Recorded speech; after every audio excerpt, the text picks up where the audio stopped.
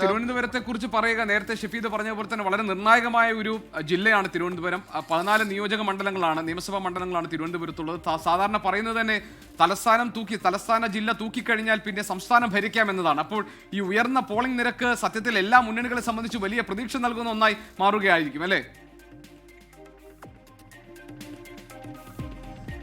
ഉറപ്പായിട്ടും. കാരണം ഈ ഫോർമാറ്റ് സാധാരണ ഇക്കാര്യങ്ങൾ, ഈ തിരഞ്ഞെടുപ്പിന്റെ ഈ വോട്ടിംഗ് പോളിംഗ് പരിശോധിക്കുന്ന ഈ വളരെ പ്രധാനപ്പെട്ട ആളുകളുമായിട്ടൊക്കെ നമ്മൾ സംസാരിച്ചിരുന്നു. അവർ പറയുന്നത് ഈ ഫോർമാറ്റ് ഈ രീതിയിൽ സംഭവിക്കുന്നത് അവർ ഒട്ടും പ്രതീക്ഷിക്കാത്ത കാര്യമാണ് എന്നുള്ളതാണ്. അതിൽ ഏറ്റവും പ്രധാനം നഗരമണ്ഡലങ്ങൾക്ക് പുറമെ മറ്റു ചില മണ്ഡലങ്ങൾ നമ്മൾ പരിശോധിക്കുകയാണെങ്കിൽ വാമനപുരം മണ്ഡലം അതിനൊരു സ്റ്റൈലാണ്. വാമനപുരം മണ്ഡലം ഏറ്റവും ഒടുവിൽ വന്ന കണക്ക് പ്രകാരം 11:30 വന്ന കണക്ക് പ്രകാരം 34.71 എന്നുള്ളതാണ്. അത് സാധാരണഗതിയിൽ നമുക്കറിയാം ആ ശതമാനം ആ സമയത്ത് അടിക്കണമെങ്കിൽ അത് ഏത് രീതിയിലേക്ക് ആ സ്റ്റൈൽ മാറുമെന്നുള്ള കാര്യത്തിൽ തർക്കമില്ല. അതൊരു റൂറൽ മണ്ഡലമാണെന്ന് പറയാം.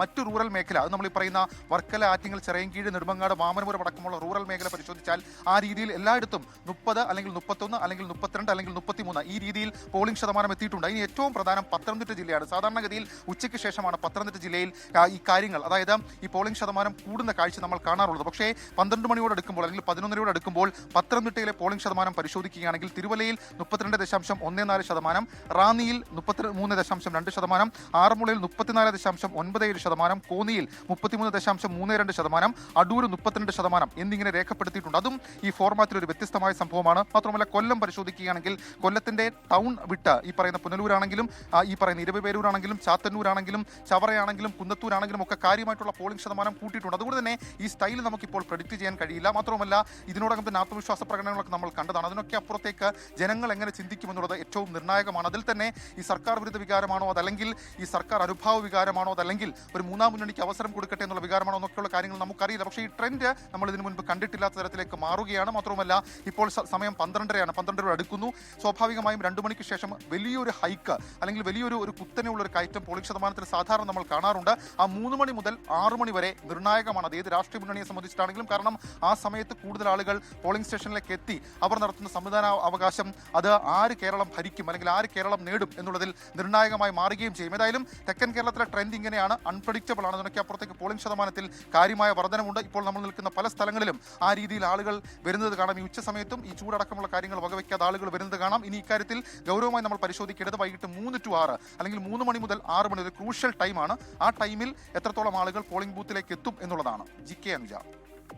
അതാണ് സാധാരണഗതിയിൽ ഉച്ചയൊക്കെ ആകുമ്പോൾ ഒരല്പം മന്ദഗതിയിലേക്ക് പോളിംഗ് പോകാറുണ്ട്. പക്ഷേ ഇക്കുറി അതുപോലുമാണോ, അങ്ങനെയാണോ കാര്യങ്ങൾ എന്നൊക്കെയുള്ളത് നമ്മൾ കാത്തിരുന്ന് കാണേണ്ട കാര്യമാണ്. നേരത്തെ കെ ശബരിനാഥൻ പറയുന്നുണ്ടായിരുന്നു തിരുവനന്തപുരത്തൊക്കെ നഗരമേഖലകളിലൊക്കെ വോട്ട് കൂടുന്നുണ്ട്, അത് തങ്ങൾക്ക് ഗുണം ചെയ്യും എന്നൊരു അവകാശവാദം അദ്ദേഹം പറയുന്നത് നമ്മൾ കേട്ടിരുന്നു. ഏതായാലും എന്താണ് ഇതിൻ്റെയൊക്കെ സൂചന എന്നത് നമുക്കറിയില്ല. ഇപ്പോൾ 40%, ഏറെക്കുറെ എല്ലാ മണ്ഡലങ്ങളിലും 40% കടന്നിരിക്കുന്നു എന്ന കണക്കൊക്കെയാണ്. ചങ്ങനാശ്ശേരിയിൽ 39.8, റാന്നി 39.9 എന്നൊക്കെയുള്ള കണക്കുകളുണ്ട്. അങ്ങനെ ചില മണ്ഡലങ്ങളിലൊക്കെ അത് 40 അടുത്തേക്ക് വന്നിട്ടുണ്ട്. മറ്റു പല ഇടങ്ങളിലും 40 കടന്നിട്ടുണ്ട് എന്നതാണ്. 40 കടന്നുള്ള പോളിംഗ് ശതമാനത്തിലേക്ക് 5 മണിക്കൂർ പിന്നിടുമ്പോൾ തന്നെ കേരളം എത്തുന്നു എന്നുള്ളതാണ് ഇത്തവണത്തെ ഏറ്റവും വലിയ പ്രത്യേകത.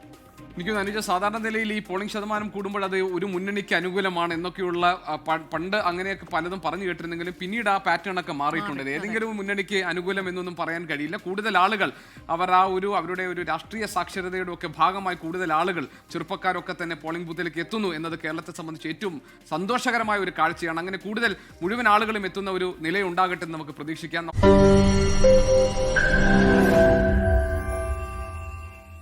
ലോകത്തെവിടെയായാലും ഏത് സമയത്തും 24 വാർത്തകളും ഓഗ്മെന്റഡ് റിയാലിറ്റി പാക്കേജുകളും എക്സ്പ്ലെയിനറുകളും വിശദമായി കാണാൻ ഞങ്ങളുടെ യൂട്യൂബ് ചാനൽ നിങ്ങൾക്ക് സബ്സ്ക്രൈബ് ചെയ്യാം.